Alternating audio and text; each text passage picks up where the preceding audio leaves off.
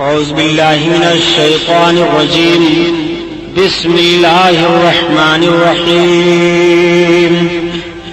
قال الله تعالى في القرآن العظيم والفرقان الحميد: قل يا أيها الناس إني رسول الله إليكم جميعا. صدق الله البصير القدير وصدق رسوله الرشيد النذير والحمد لله رب العالمين. لائق صد احترام علماء اہل سنت، قابل قدر سامعین حضرات، آئیے ہم اور آپ سب سے پہلے اپنے اور ساری کائنات کے مرکزی عقیدت حضور رحمت للعالمین، شفیع المذنبین، رسول گرامی وقار، محبوب پروردگار، دونوں عالم کے مالک و مختار حضور محمد الرسول اللہ صلی اللہ تعالی علیہ وسلم کے دربار پر انوار میں درود شریف کا نذرانہ پیش فرمائیں. پڑھیے بلند آواز سے: اللہم صلی علی سیدنا مولانا محمد معدن الجود والکرم وعلی آلہ وبارک وسلم. صلاۃ و سلام علیک یا رسول اللہ صلی اللہ تعالی علیہ وسلم. حضرات، آئیے حسب معمول نعت پاک رسول صلی اللہ تعالی علیہ وسلم کے کچھ اشعار مجھ سے بھی آپ سماعت فرما لیں. طبیعت تو غم میں گھبرائے تو طیبہ یاد کر لینا، تو طیبہ یاد کر لینا. طبیعت تو غم میں گھبرائے تو طیبہ یاد کر لینا، تو طیبہ یاد کر لینا. طبیعت تو غم میں گھبرائے تو طیبہ یاد کر لینا. کوئی مشکل مقام آئے تو طیبہ یاد کر لینا، تو طیبہ یاد کر لینا. کوئی مشکل مقام آئے تو طیبہ یاد کر لینا، تو طیبہ یاد کر لینا.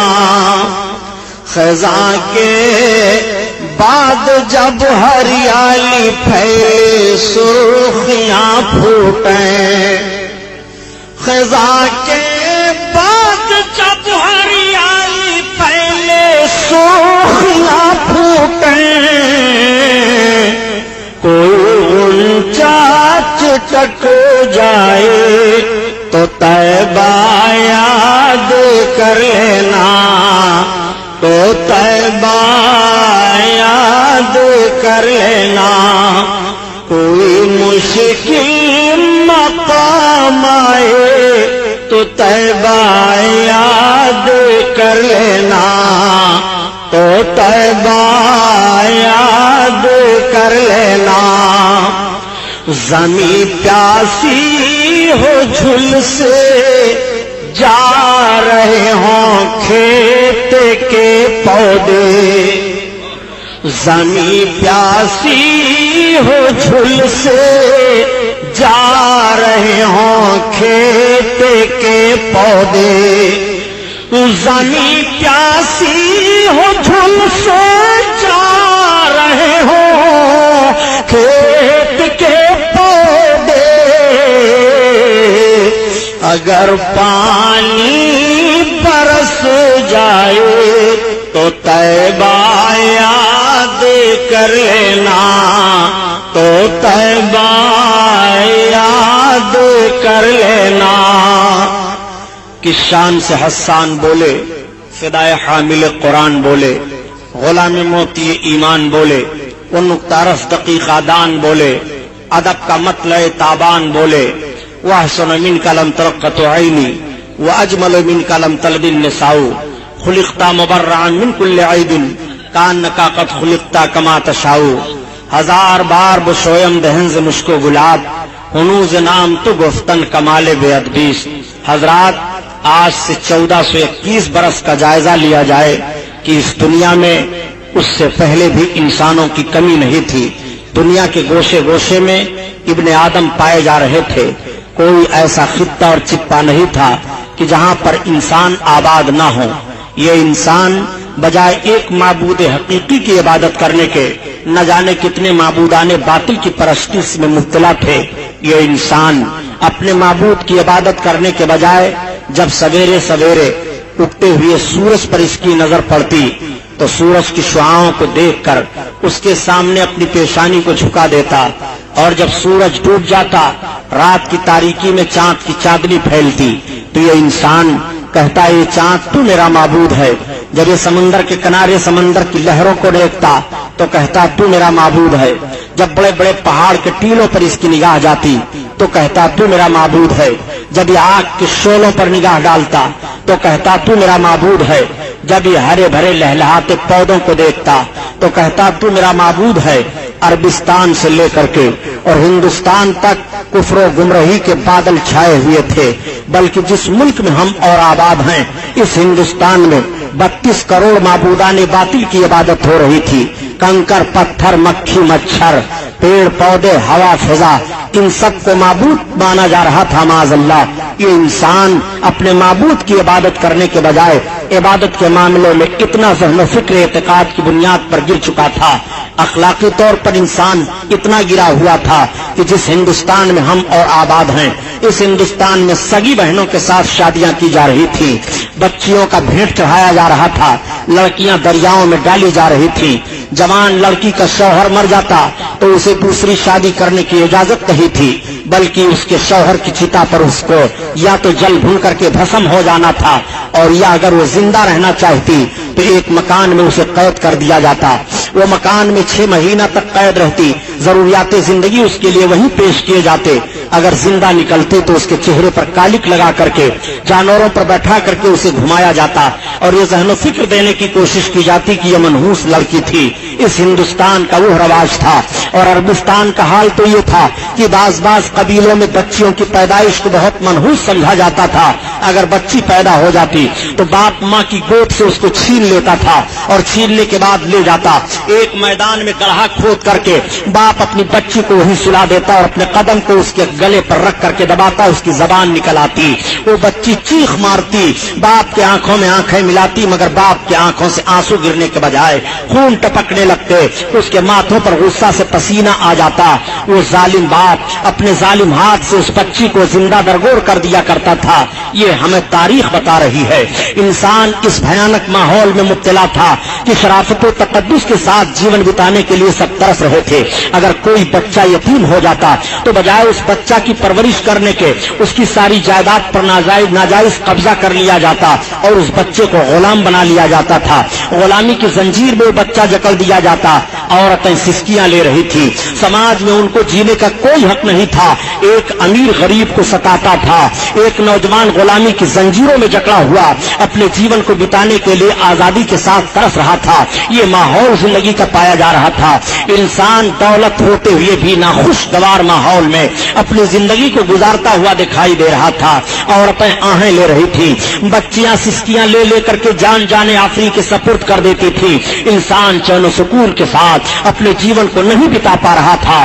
شراب خوری کی عادت تو اس طرح سے پڑ گئی تھی کہ لقمہ لقمہ پر شراب کی عادت پڑی ہوئی تھی۔ شراب پی کر کے اپنی ضروریات زندگی میں مبتلا ہوا کرتے تھے، اور زنا کرنا اپنے لیے اپنے آپ کو بہادری کا کام سمجھتے تھے معاذ اللہ۔ برائیوں کا بھی بے شمار ماحول تھا، بے حیائیاں پھیلی ہوئی تھی۔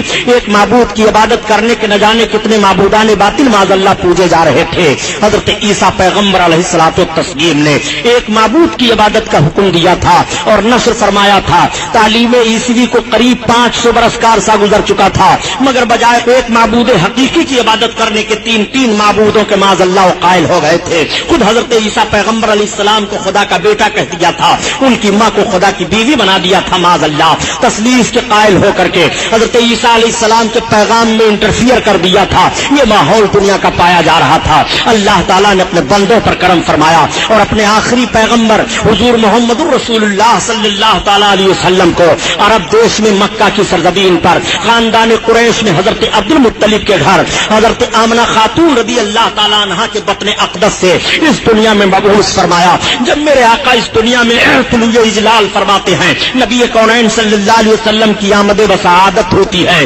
مکہ کے لوگ حیران رہ جاتے ہیں اس صبح کو دیکھنے کے بعد. میرے آقا اس دنیا میں صبح سویرے تشریف لائے، دوشنبہ کا دن تھا، اور جب نبی سویرے تشریف لاتے ہیں تو عقل نے ایک سوال کیا، آخر پیغمبر اسلام سویرے سویرے کیوں آئے؟ مکمل دن کے اجالے میں کیوں نہیں آئے، یا مکمل رات کے اندھیرے میں کیوں نہیں آئے؟ تو فوراً عقل نے جواب دیا، سنو، اگر پیغمبر اسلام مکمل رات کے اندھیرے میں آتے تو رات چیلنج کر دیتی ہے دن تیری کوئی حقیقت نہیں ہے.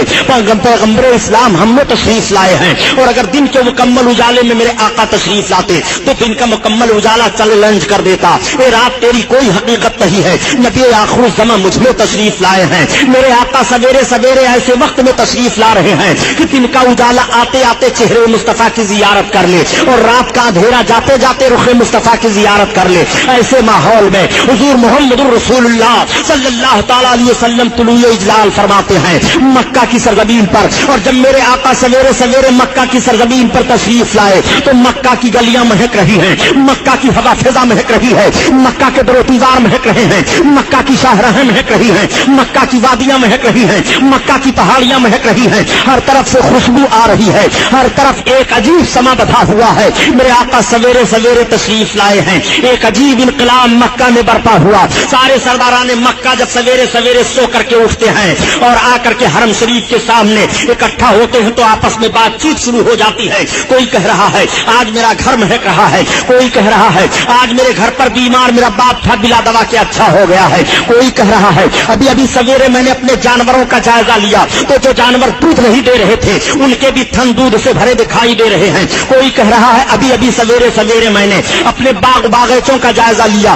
تو میں نے دیکھا کہ جو درخت سوکھے تھے وہ ہرے ہو گئے ہیں اور درختوں میں بن موسم کے پھل لگے دکھائی دے رہے ہیں. بڑے اچھے انداز سے کہا بیکل بلرام پوری نے، آج للن ہاشم کے آئے دھرتی بھیو جیاری، آج للن ہاشم کے آئے دھرتی بھیو جیاری، اور بن موسم کے پھل گئے پگیا پھول سج گئی ڈاری، ڈولے خلد کئی مست بہریا،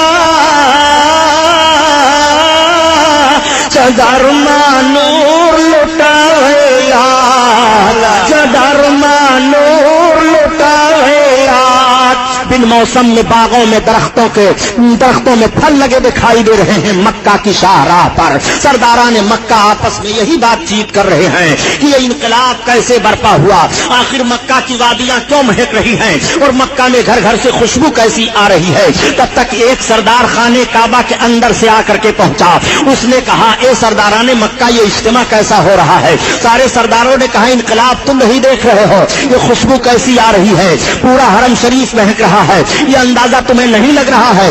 آج جانوروں کو دیکھو تو ان کے تھن دودھ سے بھرے دکھائی دے رہے ہیں، سوکھے ہوئے درخت ہرے ہو گئے ہیں، کیا یہ انقلاب تم نہیں دیکھ رہے ہو؟ اس نے کہا سنو جو میں دیکھ کر کے آ رہا ہوں اگر بتاؤں گا تو تعجب کرو گے. کہا تم کیا دیکھ کر کے آ رہے ہو؟ کہا ابھی خانے کعبہ کا طواف کر کے میں آ رہا ہوں. میں نے خانے کعبہ کا طواف کر کے جب مکمل کیا اور چلنے کا ارادہ کیا تو دیکھا کہ سردار قریش عبد المطلب اپنی گود میں ایک بڑا حسین و جمیل بچہ لے کر کے کعبہ کی طرف آ رہے رہے ہیں. اتنا خوبصورت بچہ میری نگاہ نے نہیں دیکھا. میرا اندازہ ہے کہ مکہ میں کسی قبیلہ میں کسی خاتون نے اتنا خوبصورت بچہ جنا نہیں, کسی خاندان میں اتنا عظیم الشان بچہ پیدا نہیں ہوا. وہ اتنا خوبصورت بچہ ہے, وہ اتنا حسین و جمیل بچہ ہے کہ سردار قریش عبد المطلب جو اس بچے کو لے کر کے کعبہ کی طرف بڑھتے رہے. میں مڑ مڑ کر کے دیکھتا رہا, اور جب وہ کعبہ کے قریب پہنچے ہیں تو میری نگاہ فیصلہ نہ کر سکی کہ عبد المطلب کعبہ کی طرف بڑھے چلے جا رہے ہیں کہ کعبہ ان کی طرف جھکا چلا آ رہا ہے. ہماری نگاہ نے یہ دیکھا ہے محراب کعبہ جھک گئی ہے. اس بچہ کو لے کر کے جب سردار قریش کعبہ کے قریب پہنچے ہیں, اعلیٰ حضرت عظیم البرکت اسی طرف اشارہ فرماتے ہیں کہ جس کے سجدے کو محراب کعبہ جھکی ان بھاوا کی عطافت پہ لاکھوں سلام, لاکھوں سلام. اللہ اللہ تعالیٰ علیہ وسلم کی ولادت بسعادت ہوئی ہے. میرے سرکار تشریف لائے ہیں, نبی کریم مبعوث ہوئے ہیں. ابھی نبوت رسالت کا اعلان نہیں ہوا. آپ اس بات کو ذہن و فکر میں رکھتے ہوئے چلیے گا. آقا کریم صلی اللہ تعالیٰ علیہ وسلم کو آپ کے دادا جان لے کر کے خانہ کعبہ کا طواف کرا رہے ہیں. سرداران مکہ نے کہا چلو دیکھا تو جائے سردار قریش کی گود میں کتنا حسین و جمیل بچہ ہے. اب سارے سردار آگے بڑھ گئے. آپ کے دادا جان طواف کرتے ہیں اور آقا کو طواف کرا کر کے پھر دعا مانگ کر کے باہر تشریف لا رہے ہیں. تب تک سرداران مکہ پہنچ گئے. تمام سرداروں نے کہا اے سردار قریش, ہم نے سنا ہے کہ آپ کی گود میں بڑا حسین و جمیل بچہ ہے, ہم اس بچہ کی زیارت کرنا چاہ رہے ہیں. جیسے ہی آقا کریم صلی اللہ علیہ وسلم کے رخ نبوت پر سرداروں کی نگاہ پڑی, آقا کے دادا جان نے اپنی باہوں کو پھیلایا تو گویا اعلیٰ حضرت عظیم البرکت کی زبان میں وہ اس طرح بول پڑے, وہ کمال حسن حضور ہے کہ گمان نقص جہاں نہیں, اور یہی پھول خار سے دور ہے, یہی شمع ہے کہ دھواں نہیں, دھواں نہیں. وہ ہنسی کیا جو فتو نے اٹھا کر چلے, اٹھا کر چلے, ہاں ہنسی تم فتو نے مٹا کر چلے, مٹا کر چلے. آقا کریم صلی اللہ علیہ وسلم کے حسن کو دیکھنے کے بعد سرداران مکہ نے کہا آج تک ہم لوگوں نے اتنا حسین و جمیل بچہ نہیں دیکھا. واقعی مکہ میں کسی خاندان میں کسی عورت نے اتنا خوبصورت بچہ نہیں جنا, کسی قبیلہ میں اتنا عظیم الشان بچہ نہیں آیا. یہ بہت عظیم الشان بچہ ہے, عظیم ہستی والا ہے. سارے سردار یہ کہتے ہوئے زیارت کر کے واپس چلے جا رہے ہیں. دادا جان نے آقا کو اماں کی گود میں پیش کر دیا. حضرت آمنہ خاتون سرکار کو اپنی گود میں لے رہی ہیں اور لے کر کے آقا کریم کے رخ نبوت کی زیارت فرما رہی ہیں. عورتیں اکٹھا ہو جاتی ہیں اور مبارکباد پیش کر رہی ہیں, اے آمنہ آج تک ہماری نگاہوں نے اتنا خوبصورت بچہ نہیں دیکھا, تمہیں مبارک ہو. اگر حضرت عبداللہ ہوتے تو ان کی آنکھیں ٹھنڈی ہو جاتی. پورے مکہ میں قبیلے قریش میں کسی عورت نے اتنا خوبصورت بچہ نہیں جنا. ہر طرف تعریف ہو رہی ہے, مکہ کی گلیاں مہک رہی ہیں, مکہ کی پوری وادیوں سے خوشبو آ رہی ہے. حضرت آمنہ خاتون کا مکان مہک رہا ہے اور بھینی بھینی خوشبو پھوٹ رہی ہے. اعلیٰ حضرت عظیم البرکت کسی طرف اشارہ فرماتے ہیں کہ بھینی خوشبو سے مہک جاتی ہے گلیاں, واللہ سبحان اللہ, بھینی خوشبو سے مہک جاتی ہے گلیاں, واللہ اور کیسے پھولوں میں بسائے ہیں تمہارے گیسو, تمہارے گیسو.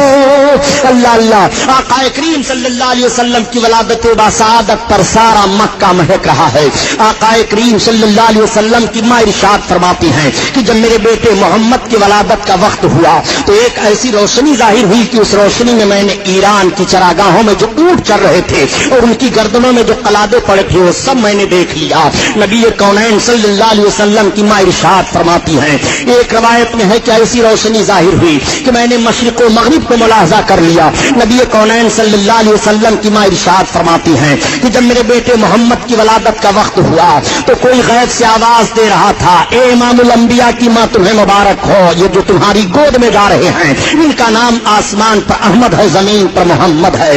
نبی کونین صلی اللہ علیہ وسلم کی ماں ارشاد فرما رہی ہیں کہ جب میرے بیٹے محمد کی ولادت بسعادت ہوئی تو ان کی زمین پر پیشانی لگی اور ان کی ایک انگلی آسمان کی طرف اٹھی ہوئی تھی اور انہوں نے اپنی زبان سے 3 مرتبہ کہا.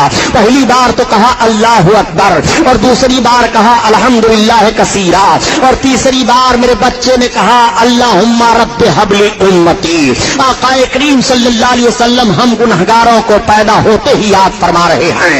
اعلی حضرت عظیم البرکت کسی طرف اشارہ فرماتے ہیں کہ پہلے سجدے پہ روزے ازل سے درود,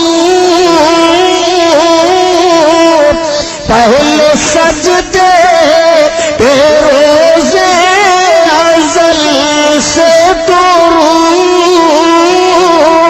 اور یادگاری امت پہ لاکھوں سلام, لاکھوں سلام. اللہ اللہ.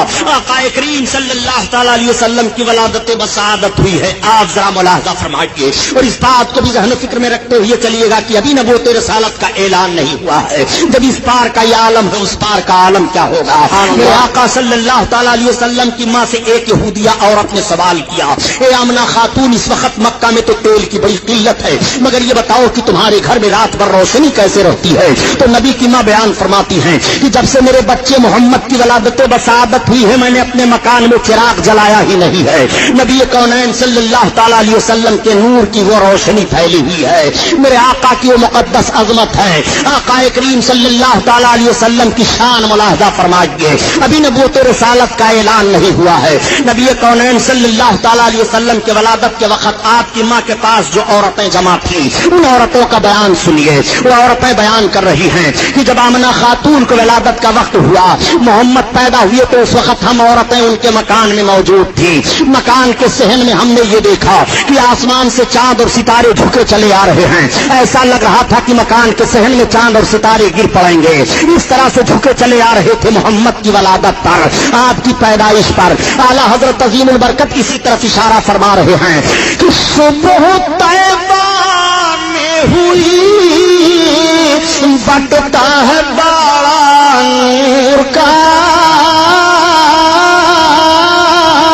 اور صدقہ لینے نور کا آیا ہے تارا نور کا. مکہ کی سرزمین پر سویرے سویرے نور کی خیرات بٹ رہی ہے. مکہ کی سرزمین پر سویرے سویرے نور لٹایا جا رہا ہے. اسی لیے تو اعلیٰ حضرت عظیم البرکت فرماتے ہیں کہ میرے آقا کے نور کا صدقہ اس طرح سے لٹایا جا رہا تھا. آقا کریم صلی اللہ تعالی علیہ وسلم کے نور کا صدقہ اس طرح سے لوٹ رہے تھے. اتار کر ان کے رخ کا صدقہ نور کا بٹ رہا تھا بڑا کہ چاند سورج مچل مچل کر جبی کی خیرات مانگتے تھے, کہ چاند سورج مچل مچل کر جبی کی خیرات مانگتے تھے. آقا کریم صلی اللہ تعالی علیہ وسلم کی ولادت و بسعادت ہوئی ہے. میرے آقا اس دنیا میں تشریف لائے ہیں. آقا کریم کے نور کا صدقہ کس نے نہیں لیا؟ چاند ستارے نے نور کا صدقہ لیا, سورج نے نور کا صدقہ لیا. نبی پیدا ہوئے ہیں. آقا کریم اپنی ماں کی گود میں ہیں. تمام عورتیں زیارت کرنے کے لیے آ رہی ہیں اور عرض کرتی ہیں, اے آمنہ خاتون تمہیں مبارک ہو, تمہاری گود میں جو بچہ آیا ہے تو ختنہ شدہ پیدا ہوئے ہیں, ان کے ختنہ کی ضرورت ہی نہیں ہے. میرے آقا صلی اللہ علیہ وسلم کے حسن کی زیارت تمام قبیلے کے لوگ کر رہے ہیں. پورے مکہ کے گھر گھر میں سرکار کی ولادت کی خبر پھیل گئی ہے. ساری عورتیں سارے مرد دیکھنے کے لیے آ رہے ہیں. حضرت آمنہ خاتون کا گھر زیارت گاہ بنا ہوا ہے. ایسی بھیڑ ہو رہی ہے کہ دیکھنے کے بعد سارے لوگ یہی بیان دے رہے ہیں کہ اتنا عظیم الشان بچہ مکہ کی سرزمین پر کسی قبیلہ میں کسی خاندان میں پیدا نہیں ہوا. میرے آقا کے حسن کا تذکرہ ہو رہا ہے. ولادت کے وقت جو بات باتیں ظاہر ہوئی اس کا ذکر ہو رہا ہے۔ اس وقت کا دستور یہ تھا کہ باہر سے عورتیں آتی تھیں دودھ پلانے کے لیے، بچوں کو لے جایا کرتی تھی۔ مالدار گھر کے بچوں کو عورت حاصل کر لیتی، اس عورت کو مالدار خرید لیتا تھا کہ تمہارا سارا دودھ میرا بچہ پیے گا، میرے بچے کی تمہیں پرورش کرنی ہے۔ اس نوعیت کے تحت مکہ کی سرزمین سے 12 گھاٹیوں کے اس پار ایک آبادی تھی، قبیلے سعد کی آبادی، جہاں کے لوگ غربت و افلاس کے مارے ہوئے تھے، قحط سالی کے شکار ہوا کرتے تھے، ان میں بیماریاں پھیلی ہوئی تھی، وہ بہت پریشان حال تھے۔ 10 عورتیں تیار ہوئی کہ چلو مکہ میں مالدار گھروں پر بچوں کی پیدائش ہوئی ہے، وہاں سے بچے لے آئے جائیں اور دودھ پلا کر کے خدمت کی جائے، انعام و اکرام ملیں گے، اجرت حاصل ہوگی۔ انہیں 10 عورتوں میں حضرت حلیمہ سعدیہ بھی ہیں۔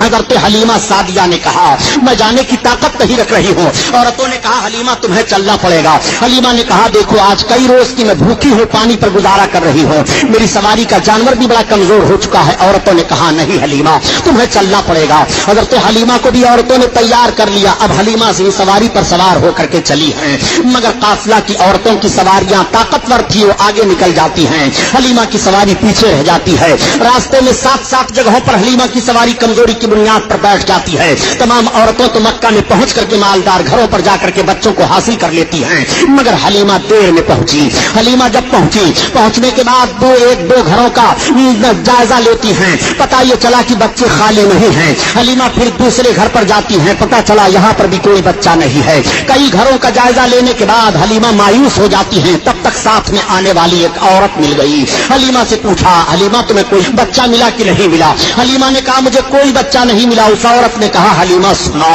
وہ دیکھو جو سامنے حویلی دکھائی دے رہی ہے، وہ سردار قریش عبد المطلب کی بڑی حویلی ہے، اس میں ایک مکان ہے، وہاں پر چلی چلو اے حلیمہ، وہاں ایک ایسا بچہ ہے، وہ بچہ یتیم ہے۔ اس عورت نے تو یہی کہا، مگر اسے کیا معلوم کہ وہ یتیموں کو سہارا دینے والے ہیں، وہ یتیموں کے غمخوار ہیں، وہ یتیموں کے چارہ جو ہیں۔ آقا کریم صلی اللہ تعالی علیہ وسلم کا پتہ وہ عورت حلیمہ کو بتا رہی ہے۔ اس عورت نے کہا اے حلیمہ اگر مجھے کوئی بچہ نہ ملا ہوتا تو میں اسی بچہ کو لیتی۔ حلیمہ نے کہا میں نے بھی کئی گھروں پر ان کا ذکر سنا ہے، چلو مجھے لے چلو۔ حلیمہ سعدیہ کو عورت سردار قریش حضرت عبد المطلب کے پاس لے جاتی ہے، اور جب آپ عبد المطلب کے پاس پہنچی اور اپنا مدعا بیان کرتی ہیں تو حضرت عبد المطلب نے حضرت حلیمہ کو حضرت آمنہ خاتون کے پاس پہنچا دیا۔ اب آپ حضرت آمنہ خاتون کے پاس پہنچ کر اپنے انداز سے سلام عرض کرتی ہیں اور عرض کرتی ہیں اے بہن آمنہ خاتون، میں نے سنا ہے کہ آپ کی گود میں بڑے حسین و جمیل ہیں، آئے ہوئے ہیں، میں ان کی خدمت کے لیے تیار ہوں۔ میں قبیلے سعد کی غریب عورت ہوں، مفلس و قلاش ہوں، میں اس لیے آئی ہوں تاکہ آپ کے بچے کی خدمت کروں، ہمیں مناسب اجرت مل جائے۔ حضرت آمنہ خاتون کی آنکھیں آنسوؤں سے بھر جاتی ہیں، آنسو ٹپکنے لگے۔ حضرت حلیمہ نے کہا بہن رونے کا سبب کیا ہے؟ حضرت آمنہ خاتون فرماتی ہیں اے حلیمہ جس مقصد سے تم آئی ہو تمہارا مقصد نہیں حل ہو پائے گا، تم انعام و اکرام اور اجرت کی لالچ میں آئی ہو، مگر تمہیں زیادہ اجرت اور زیادہ انعام نہ مل پائے گا، اس لیے اے حلیمہ ان کی پیدائش سے پہلے ان کے باپ کا انتقال ہو چکا ہے۔ حضرت حلیمہ نے کہا اے بہن اب ہمیں انعام اور اجرت کی لالچ نہیں رہ گئی ہے، میں نے آپ کے شہزادے کی بڑی تعریفیں سن لی ہیں، میں چاہتی ہوں کہ آپ کے شہزادے مجھے مل جائیں اور میں دودھ پلا کر کے ان کی خدمت انجام دے لوں۔ میرے آقا اس وقت سو رہے تھے۔ حضرت حلیمہ سعدیہ نے عرض کیا بہن یہ تو بتاؤ کہ شہزادے گرامی وقار ہیں کہاں؟ آقا کریم کے جسم اطہر پر ایک چادر شریف ڈال دی گئی ہے۔ حضرت آمنہ خاتون نے جیسے چادر کو آپ کے جسم اطہر سے ہٹایا تو حضرت حلیمہ بیان فرماتی ہے کہ محمد سو رہے تھے، جیسے میرے آقا کے رخ انور سے چادر کا ہٹنا سبحان اللہ سب پر آقا کے مسکراہٹ کھیل جاتی ہے۔ سوتا ہوا بچہ مسکرانے لگے تو کتنا اچھا لگتا ہے، اور یہ تو کائنات کے داتا ہیں مسکرا رہے ہیں، نبی کونین ہیں مسکرا رہے ہیں، رحمت للعالمین ہیں مسکرا رہے ہیں، بشیر و نذیر ہیں مسکرا رہے ہیں، غریبوں کی غربت دور فرمانے والے ہیں مسکرا رہے ہیں۔ حضرت حلیمہ فرماتی ہیں کہ محمد کے لب پر مسکراہٹ کھیل گئی، میں نے دوڑ کر کے ان کو اٹھا لیا اور ان کے رخسار نبوت کا بوسہ لیا۔ اعلیٰ حضرت عظیم البرکت اسی لیے بیان فرماتے ہیں پتلی گولے قدس کی پپیاں ان لبوں کی نزاکت پہ لاکھوں سلام لاکھوں سلام اللہ اللہ، آقا کریم صلی اللہ تعالی علیہ وسلم کو حضرت حلیمہ سعدیہ اپنی گود میں اٹھا لیتی ہیں اور اٹھانے کے بعد چوم رہی ہیں، پیشانی اقدس کو چوم رہی ہیں اور عرض کرتی ہیں اے بہن، واقعی آج تک میری نگاہ کیا تمام عورتیں بیان دے رہی ہیں کہ اتنا حسین و جمیل بچہ مکہ میں کسی خاندان میں پیدا نہیں ہوا۔ حضرت حلیمہ سعدیہ سرکار کو لے کر کے بیٹھ گئی اور دودھ پلانے لگی۔ حضرت حلیمہ نے اپنے داہنی پستان کو پیش کیا، میرے آقا نے دودھ پی لیا۔ حضرت حلیمہ نے جب بائیں پستان کو پیش کیا تو سرکار نے دودھ پینا چھوڑ دیا۔ پھر حضرت حلیمہ نے داہنے پستان کو پیش کیا، میرے آقا نے پی لیا، اور بائیں کو پیش کیا، پھر سرکار نے چھوڑ دیا۔ اب حلیمہ کی سمجھ میں بات آ گئی۔ حلیمہ اس وقت دو بچوں کو دودھ پلا رہی تھی، ایک تو آقا کو پلا رہی تھی، دوسرے ایک شہزادے کو اور پلا رہی تھی۔ اگر میرے آقا دونوں پستان کا دودھ پی لیتے تو دوسرا پینے والا دودھ محروم رہ جاتا۔ سرکار نے یہ فطری انصاف پیش کیا ہے اور حق والے کا حق ادا فرما دیا ہے۔ میرے آقا یہی سے ذہن و فکر دے رہے ہیں کہ جس کو قربت ہو تو قربت والوں کو حق کس طرح سے دینا چاہیے۔ نبی کونین صلی اللہ تعالی علیہ وسلم نے دودھ نہیں پیا، صرف داہنے پستان کا پیا، اور وہ بھی طبی نقطۂ نظر سے ماں کے داہنے پستان میں دودھ کم ہوتا ہے اور بائیں میں زیادہ ہوتا ہے۔ جس میں دودھ کم ہے نبی کونین اسے استعمال فرما رہے ہیں، اور جس پستان میں دودھ زیادہ ہے سرکار دوسرے پینے والے کے لیے چھوڑ رہے ہیں۔ اعلیٰ حضرت عظیم البرکت اسی طرف اشارہ فرماتے ہیں کہ بھائیوں کے لیے ترک پستا کریں، دودھ پیتے کی صفت پہ لاکھوں سلام، لاکھوں سلام۔ اسلامیہ کیسٹ کمپنی مالیگاؤں کی جانب سے عقائد و اعمال کو سنوارنے والی بہترین کیسٹ ہے۔ مولانا سید شاہ تراب الحق قادری صاحب کی تقریریں، مقام مصطفیٰ اور ترجمہ قرآن، جنگ بدر، بیماریوں کا قرآنی علاج، تقلید اور مذہب حنفی، نماز کے مسائل، روزہ کے مسائل، وضو پاکی اور زکوٰۃ کے مسائل۔ مولانا عبد المصطفیٰ حشمتی صاحب کی تقریریں، وطن کے غدار کون، کیوں نہیں ہوتے مسلمان ایک، باطل کی پہچان۔ اس کے علاوہ ہر قسم کی CD اور کتابوں کے لیے اسلامیہ کیسٹ کمپنی پوار گلی مالیگاؤں ضلع ناسک اور مکتبہ رضا 26 کام بیکر اسٹریٹ بمبئی نمبر 3 سے رابطہ قائم کریں۔ بھائیوں کے لیے ترک پستا کریں، دودھ پیتے کی صفت پہ لاکھوں سلام، لاکھوں سلام۔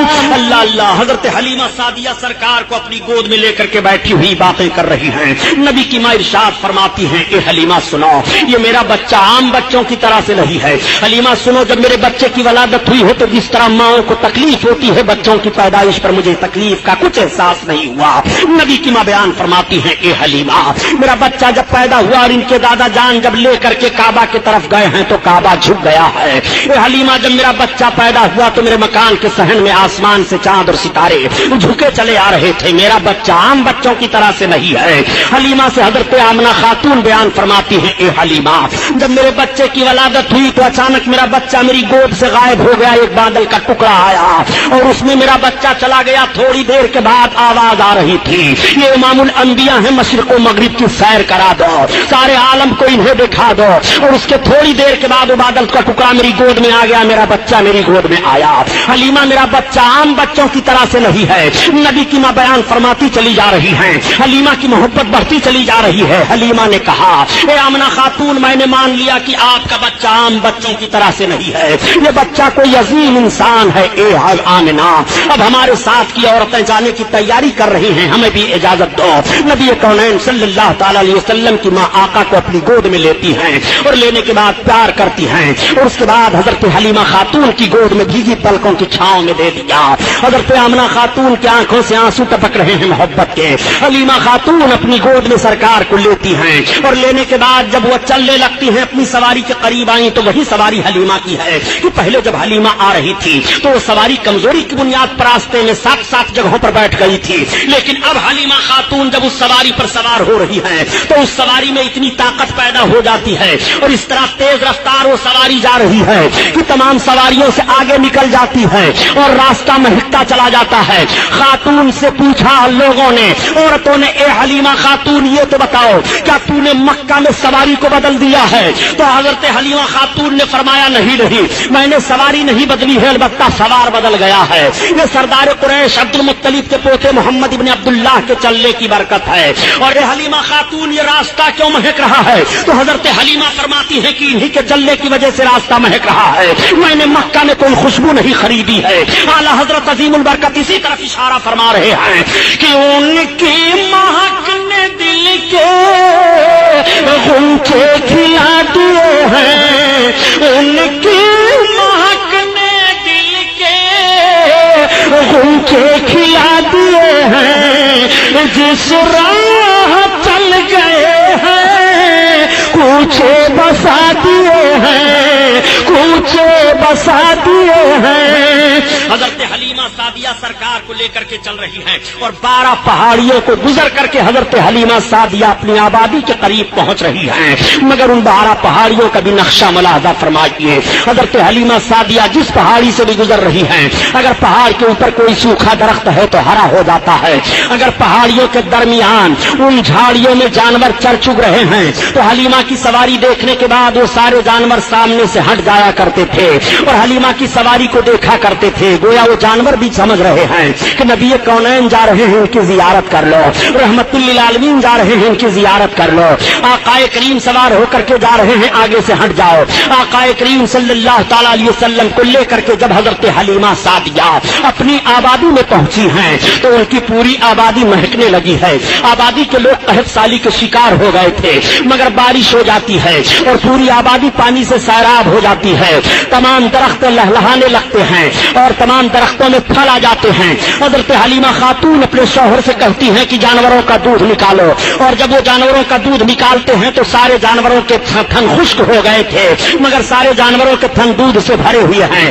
وہ دودھ نکالتے ہیں تو ان کے گھر کا سارا برتن دودھ سے بھر جاتا ہے۔ لوگوں نے پوچھا اے حلیمہ یہ تیرے جانور اتنا دودھ کیسے دے رہے ہیں؟ تو حلیمہ نے کہا میرے ہی جانور نہیں بلکہ آبادی کے سارے جانوروں کو دیکھو، اب سارے لوگ دیکھ رہے ہیں تو سارے جانوروں کے تھن دودھ سے بھرے ہوئے ہیں۔ حلیمہ نے کہا یہ سردار قریش عبد المطلب کے پوتے محمد بن عبداللہ کے آنے کی برکت ہے، اب سارے لوگ سرکار کی زیارت کر رہے ہیں اور کہہ رہے ہیں اے حلیمہ آج تک ہماری آبادی میں اتنا عظیم الشان بچہ نہیں آیا، اتنا حسین و جمیل بچہ نہیں آیا، اتنا خوبصورت بچہ نہیں آیا، حلیمہ تم بہت برکت والا بچہ لے کر کے آئی ہو۔ سارے لوگ حلیمہ کو مبارکباد پیش کر رہے ہیں اور کہہ رہے ہیں اے حلیمہ واقعی تو مبارکباد کے لائق ہے کہ سردار قریش کا یہ پوتا تو لے کر کے آئی ہے، واقعی ان جیسا حسین و جمیل ہماری نگاہوں نے آج تک نہیں دیکھا، انہی کے آنے کی وجہ سے بارش ہوئی ہے، انہی کے آنے کی وجہ سے ہماری آبادی مہک رہی ہے، انہی کے آنے کی وجہ سے جانوروں کے تھن دودھ سے بھر گئے ہیں۔ حضرت حلیمہ سعدیہ جب سے سرکار کو لے کر کے اپنی آبادی میں پہنچی ہیں، اس آبادی کے جانوروں کو بڑے بڑے شیر چیتے جانوروں کو اٹھا لے جاتے تھے، لیکن اب آج کی تاریخ سے کوئی جانور کسی جانور کو نہیں ستا رہا ہے، بلکہ دیکھا جا رہا ہے کہ شیر اور بکری ایک درخت کے نیچے پائے جا رہے ہیں، نہ تو بکری شیر کے خوف سے بھاگ رہی ہے اور نہ تو شیر بکری پر حملہ کر رہا ہے۔ آقا کریم صلی اللہ علیہ وسلم کی عظمت ملاحظہ فرماتے چلیے، حلیمہ سعدیہ کا گھر بھیڑ لگ گئی ہے، سارے لوگ دیکھنے کے لیے آ رہے ہیں اور کہہ رہے ہیں اے حلیمہ آج تک ہماری نگاہ نے اتنا خوبصورت بچہ نہیں دیکھا، اور اپنے گودوں میں بچوں کو لاتی اور کہتی ہے حلیمہ ان کا ہاتھ میرے بچے کے سر پر رکھ دو، تو حضرت حلیمہ خاتون آقا کریم صلی اللہ علیہ وسلم کا دست نبوت ان بچوں کے سر پر رکھ دیا کرتی تھی۔ میرے آقا صلی اللہ تعالی علیہ وسلم کے پاس جو بچہ لایا جاتا وہ نظر بد کا کبھی شکار نہیں ہوتا تھا، سارے بچوں کی بیماریاں دور ہو گئیں، اور اپنے پیالوں میں پانی بھر بھر کر کے لاتی اور کہتی اے حلیمہ تو برکت والا جو بچہ لے کر کے آئی ہے ان کا ہاتھ اس پانی میں پیالے کے ڈال دے۔ حضرت حلیمہ سعدیہ سرکار کے دستے مبارک کو اس پانی میں پیالے کے ڈال دیا کرتی تھی، لوگ لے جاتے اور اس پیالے کے پانی کو پلاتے، بیماروں کو تو بیمار اچھے ہو جایا کرتے تھے اور جانوروں پر چھڑکتے تو جانوروں کے دودھ زیادہ ہو جایا کرتے تھے۔ حلیمہ سعدیہ اس طرح سے عاجز ہو گئی اور پریشان ہو گئی، ایک بھیڑ لگی رہتی تھی پیالے میں پانی لے لے کر کے لوگوں کی، تو حلیمہ کی سمجھ میں ایک بات آئی کہ اس طرح سے بھیڑ پر میں قابو نہ پا سکوں گی، تمام پیالیاں چھوٹ جا رہی ہیں۔ حلیمہ سعدیہ نے اپنے دروازے پر ایک حوض کھود دیا اور اس حوض کو پانی سے بھر دیا اور اس میں سرکار کا پاؤں شریف ڈال دیا اور اعلان کر دیا کہ اب جس کو محمد کے پاؤں کا دھومن لے کر کے جانا ہو وہ اسی حوض سے لے کر کے جایا کرے۔ اعلیٰ حضرت عظیم البرکت اسی طرف اشارہ فرما رہے ہیں کہ جس کے تلووں کا دھوون ہے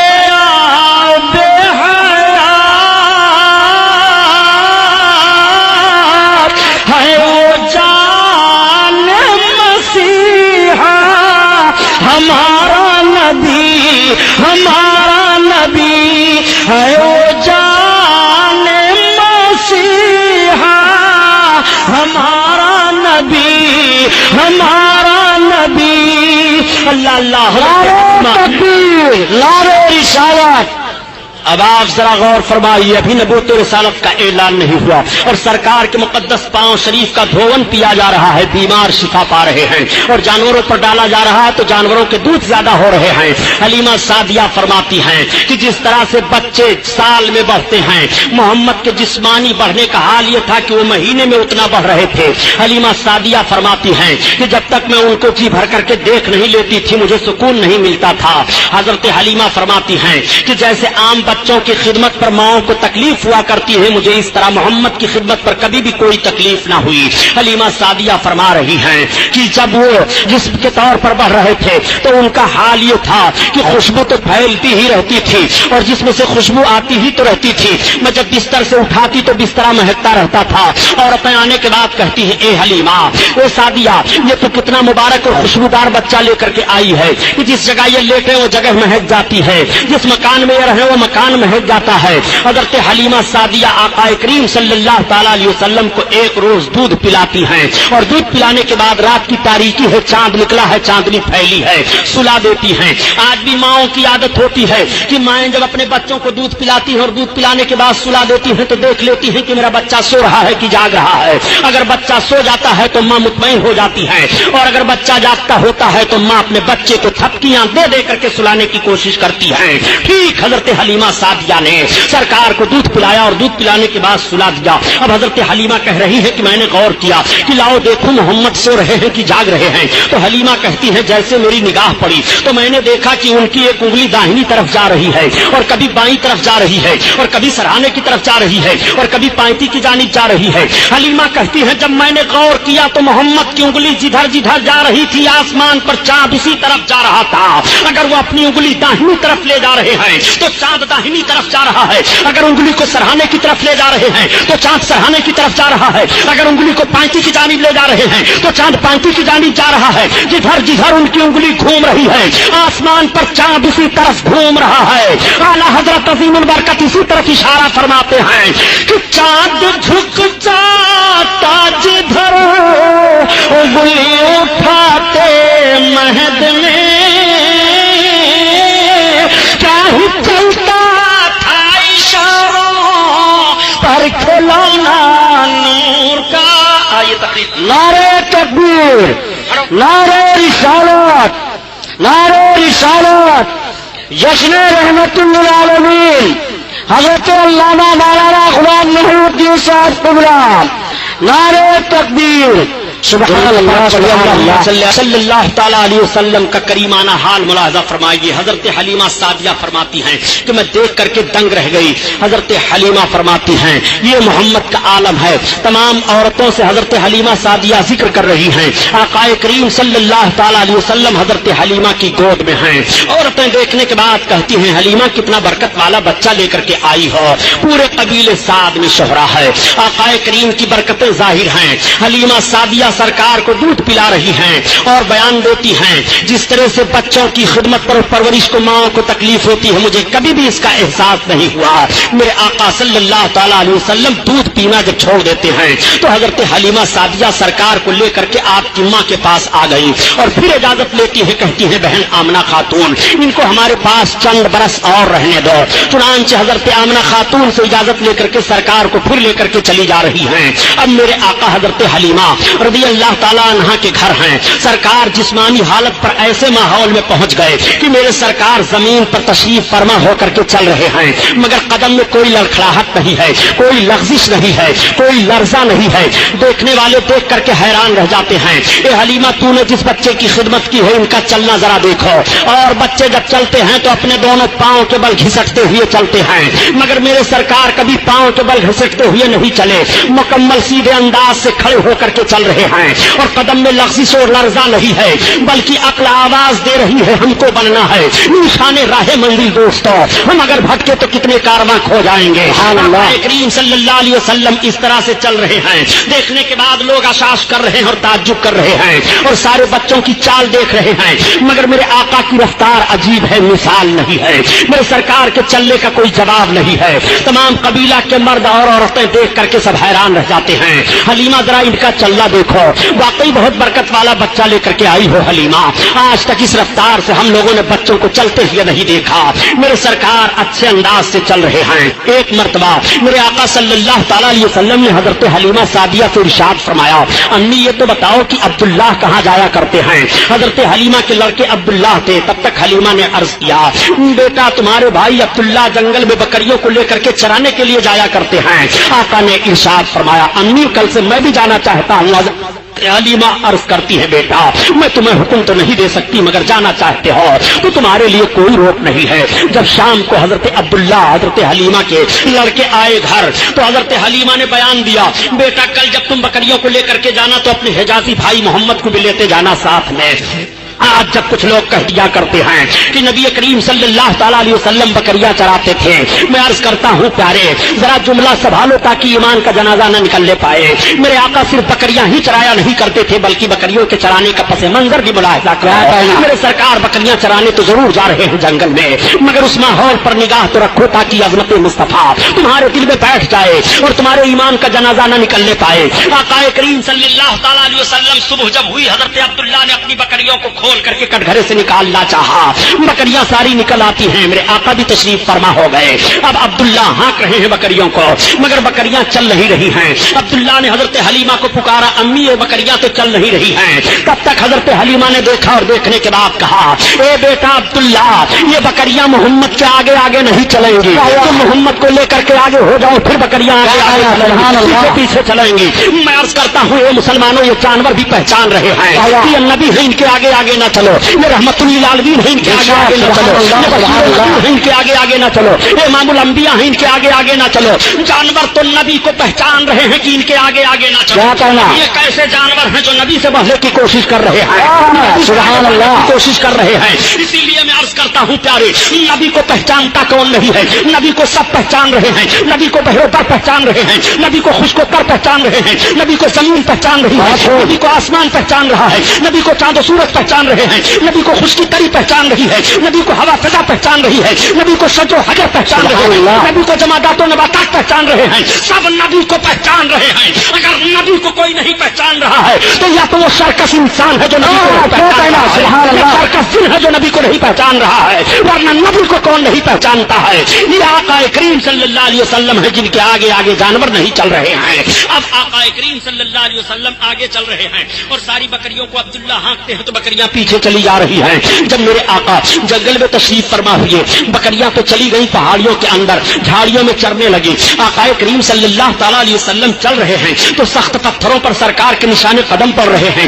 عبداللہ دیکھ کر کے حیران رہ جاتے ہیں. اور جب میرے آقا درخت کے نیچے کھڑے ہوئے تو درخت کا سایہ دوسری جانب تھا, مگر میرے سرکار جس طرف تشریف فرما ہوئے درخت کا سایہ اسی طرف چلا آیا. اور جب سرکار درخت کے قریب جانے لگے تو درخت سرکار کی طرف جھک گیا. حضرت عبداللہ دیکھ کر کے حیران رہ جاتے ہیں. جب شام ہو گئی آئے تو اپنی ماں سے بیان کیا, امی غضب ہو گیا. کہا کیا؟ کہا آج عجیب معاملہ میں نے محمد کے ساتھ دیکھا. کہا کیا تم نے دیکھا؟ کہا یہ جب جا رہے تھے تو ریتیلی زمین پر ان کے قدم پڑتے تھے تو نشان نہیں ظاہر ہوتے تھے, مگر سخت پتھروں پر قدم رکھتے تھے تو پتھروں پر ان کے پیروں کے نشان ظاہر ہو جایا کرتے تھے. حضرت حلیمہ بیان فرماتی ہے, بیٹا کسی سے کہنا نہیں.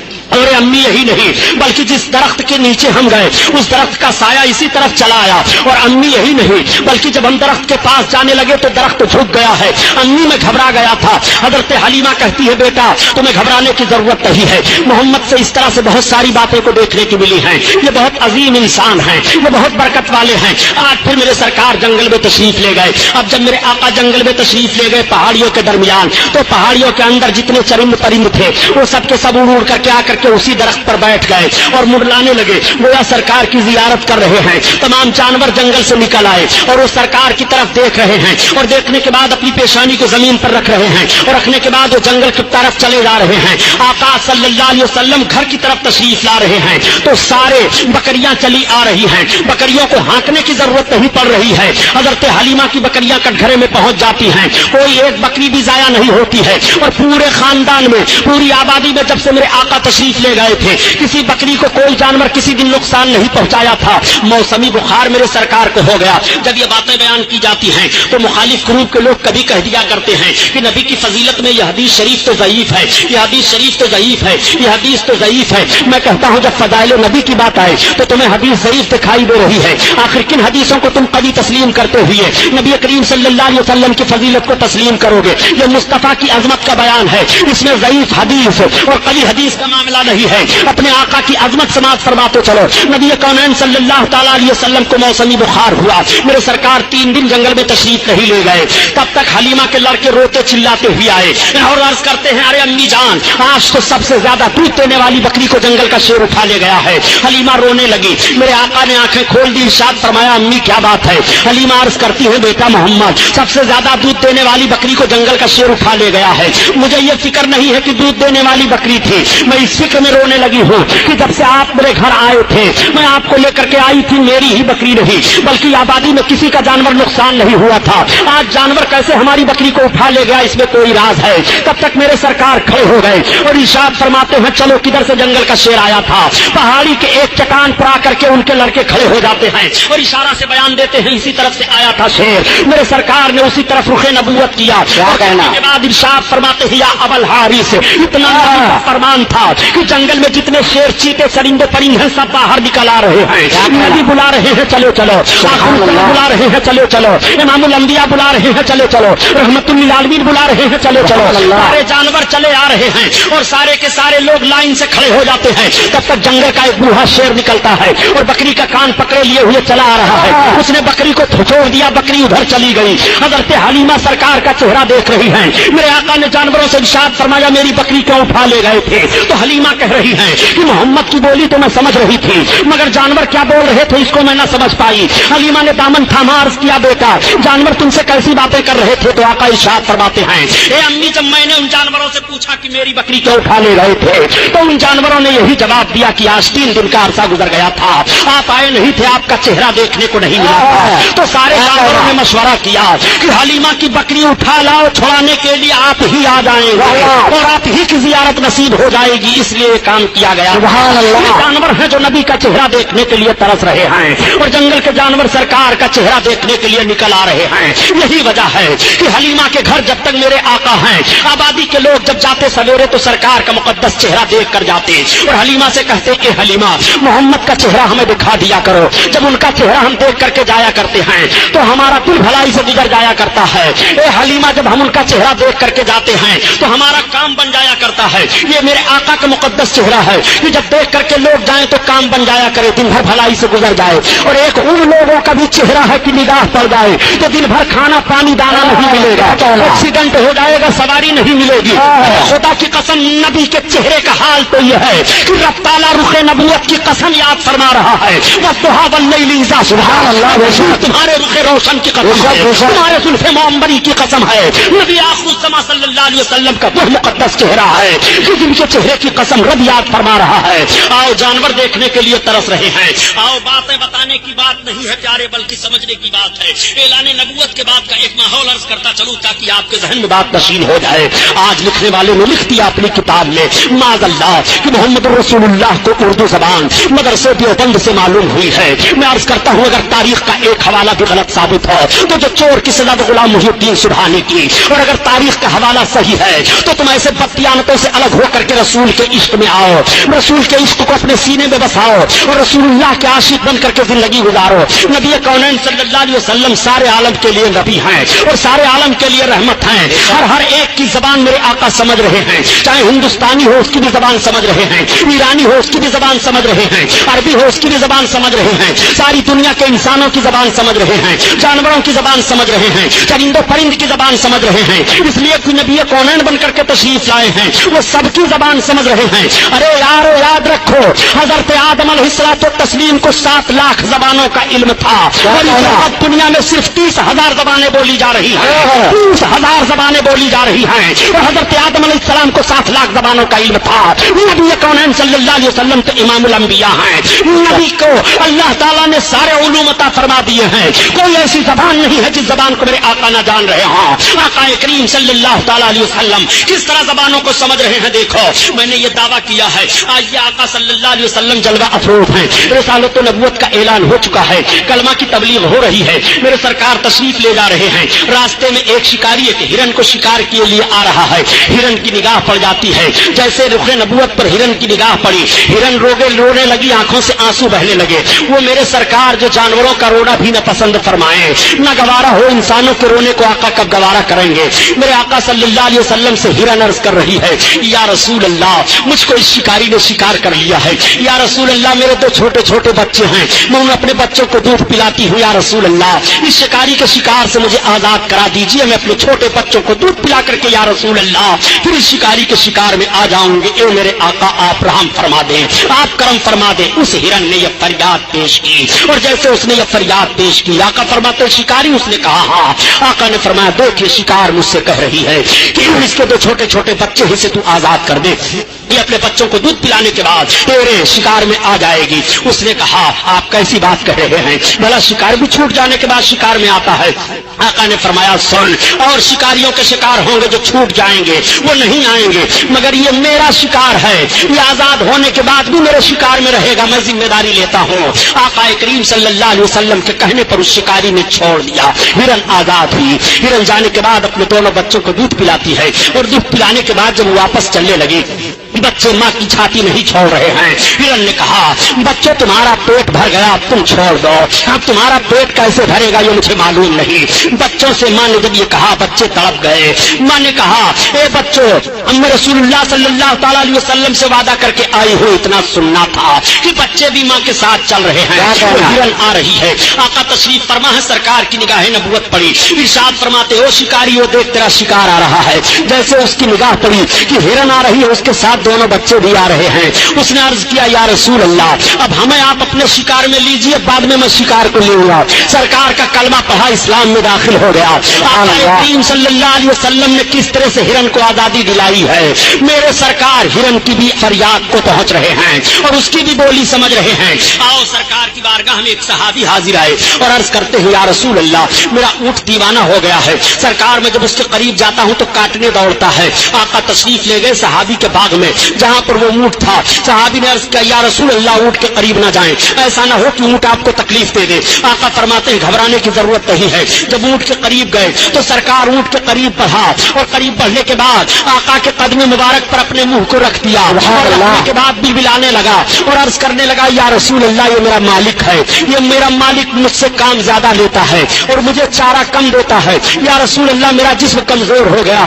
एक सहाबी सुनो, ये ऊंट मुझसे कह रहा है कि तुम इसको चारा कम दे रहे हो और इससे काम ज्यादा ले रहे हो, ये कमजोर हो गया है। तुम इसको चारा ज्यादा दिया करो, जब ये तवाना हो जाए तब तुम इससे काम लेना। उसी मौका पर मेरे आका ने इरशाद फरमाया कि तुम अपने जानवरों को दिन बार रात में 70 बार दाना और पानी दिया करो।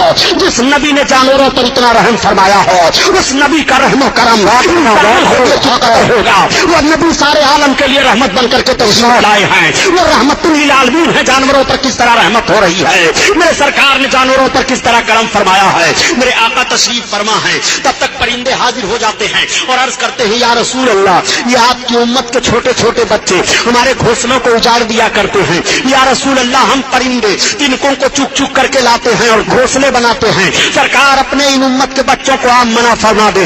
आका ने इरशाद फरमाया ए सहाबियों तुम अपने बच्चों को रोक दो, कोई बच्चा किसी परिंदे के घोंसले को न उजाड़े।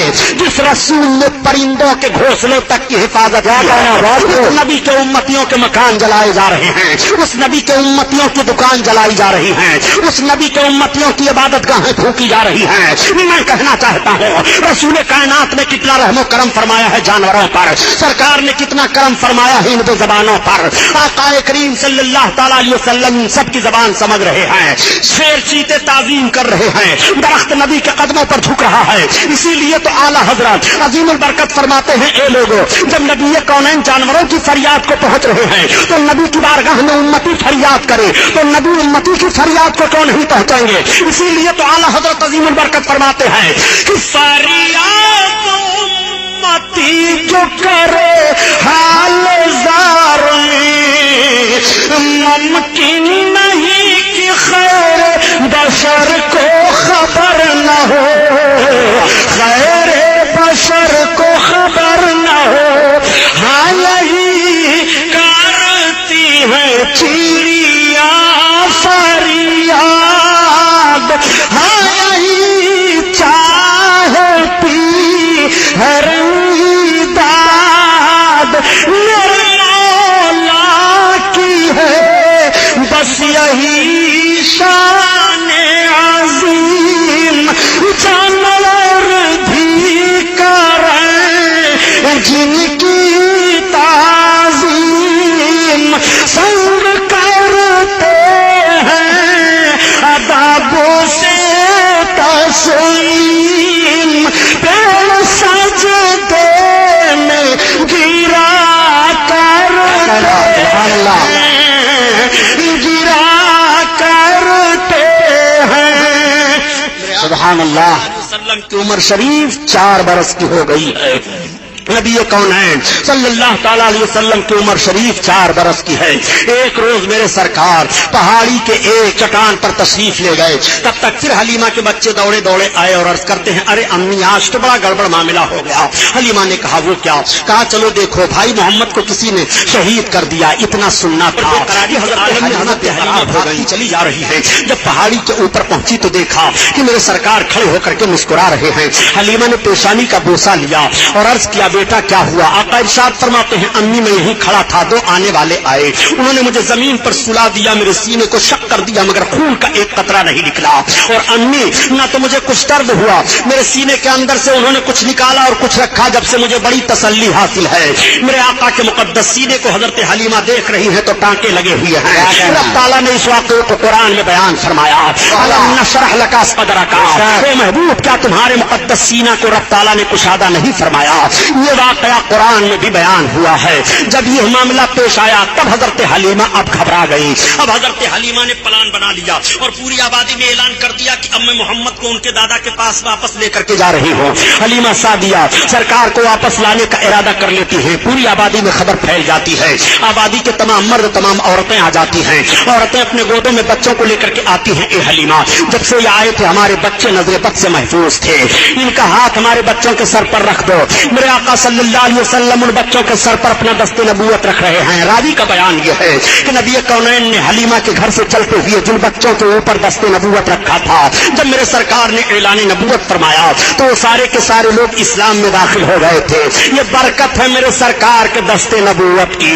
इसीलिए तो आला हजरत अजीमुल बरकत फरमाते हैं कि तुम अपने आका के दस्ते नबूवत को देखना चाहते हो, खुदा कसम, खुदा की कसम नबी के दस्ते नबूवत का हाल यह है कि हाथों उठा गनी कर दिया, मौजे बहार समात पे लाखों सलाम, लाखों सलाम। अल्लाह अल्लाह। आक़ाए करीम सल्लल्लाहु ताला अलैहि वसल्लम को लेकर के हजरत हलीमा सादिया अब मुकम्मल तैयारी कर लेती हैं। सारी आबादी के लोग आए हैं अलविदा पेश करने के लिए। आका को हलीमा सादिया लेकर के चल रही हैं। औरतें भीग गई हैं रोते रोते, उनकी पलकें, मर्दों के पलकें भीग गई हैं रोते रोते। ए हलीमा बरकत वाला बच्चा तुम लेकर जा रही हो। हलीमा हमारी आबादी कितनी खुशहाल थी।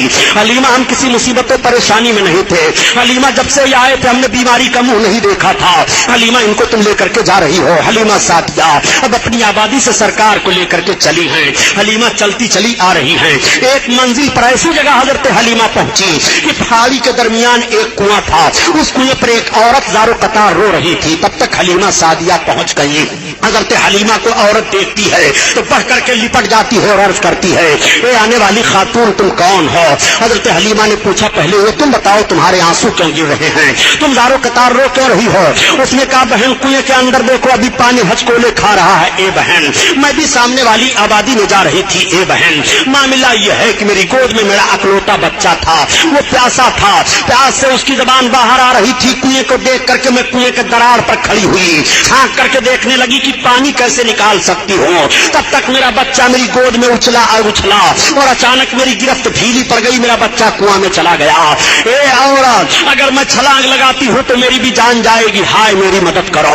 हज़रत हलीमा सादिया फरमाती है तुम घबराओ नहीं, मेरा नाम हलीमा सादिया है, ये मेरे साथ जो चल रहे हैं मोहम्मद बिन अब्दुल्ला सरदार कुरैश अब्दुल मुत्तलिब के पोते हैं। तब तक हज़रत हलीमा सरकार की तरफ देख कर अर्ज करती हैं कि बेटा क्या होगा, अभी नबूवत और रिसालत का ऐलान नहीं हुआ है, अपने आप मेरे सरकार कुएं के दरार पर खड़े हुए, खड़े होने के बाद पानी को देखते हैं, देखने के बाद लुआब पाक सरकार ने पानी में डाल दिया। मुकद्दस थूक पड़ना था कि कुआं का पानी उछाल मारता है, उछाल के साथ डूबा हुआ बच्चा भी वापस आ रहा है।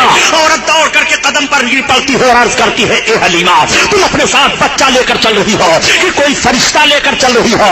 हलीमा ने कहा तुमने यही एक वाकया देखा, तुम घबरा गई हो, ऐसे ना जाने कितने वाकयात मैंने देखे हैं, इसी बुनियाद पर तो इनको इनके दादा के पास लेकर के जा रही हो। चुनांचे अर्ज करने का मतलब यह है प्यारे कि मेरे सरकार ने अपना लुआब शरीफ ही कुआं में क्यों डाला, वैसे ही सरकार फरमा देते बच्चा बाहर निकल आता।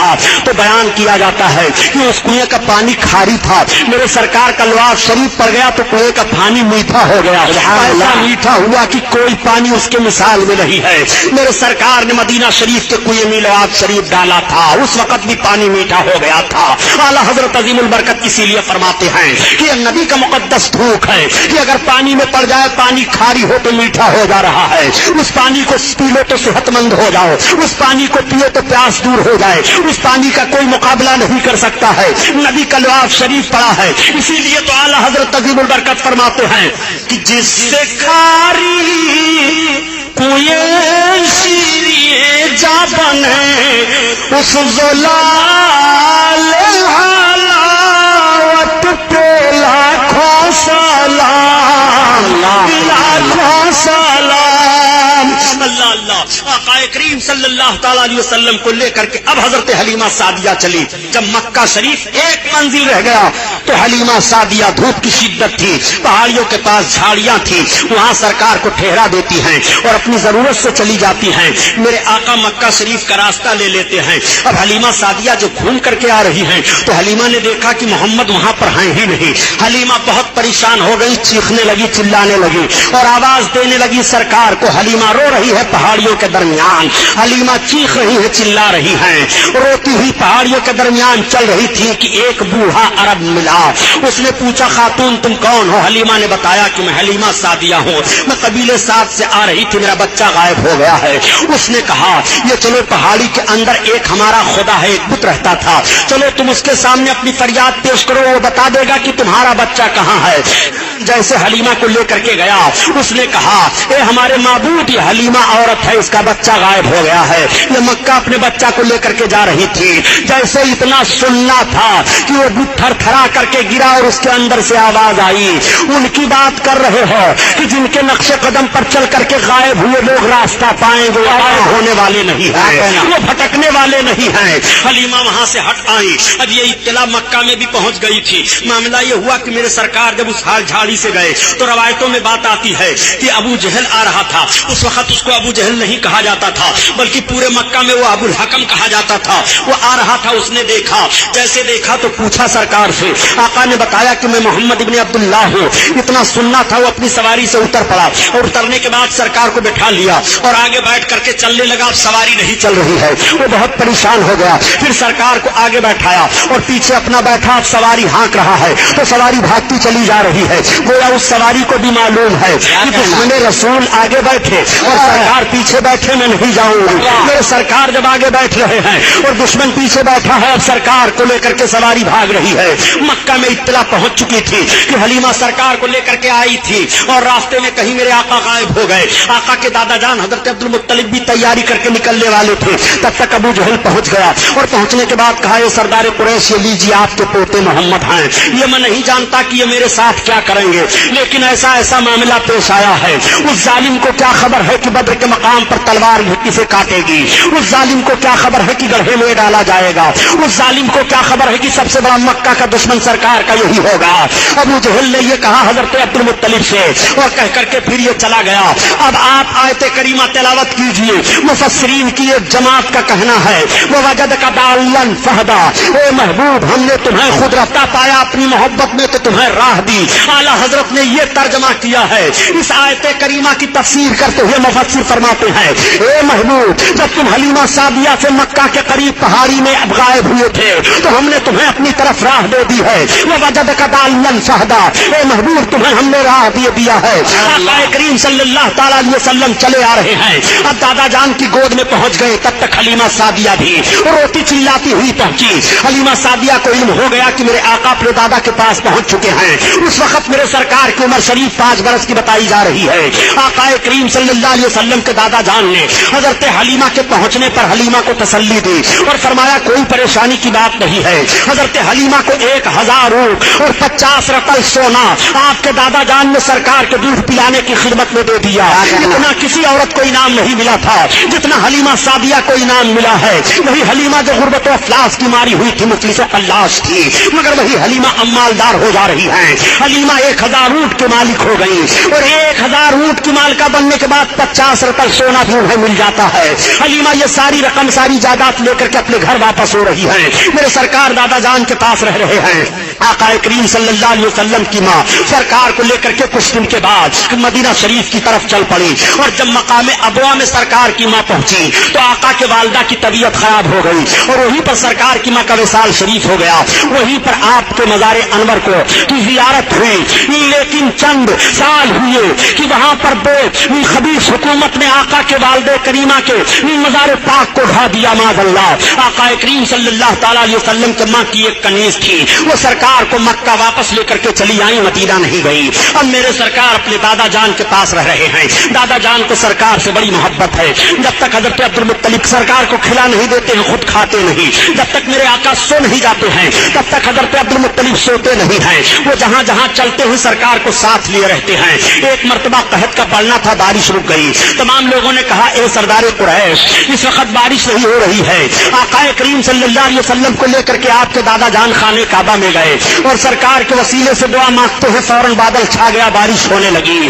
آقا کریم صلی اللہ تعالیٰ علیہ وسلم سے اس قدر دادا جان کو محبت ہے، سارے عرب کے لوگ دیکھ رہے ہیں اور کہہ رہے ہیں کہ کسی دادا کو اپنے پوتے سے اتنی محبت نہیں ہے جتنی سردار قریش کو محمد بن عبداللہ سے محبت ہو گئی ہے۔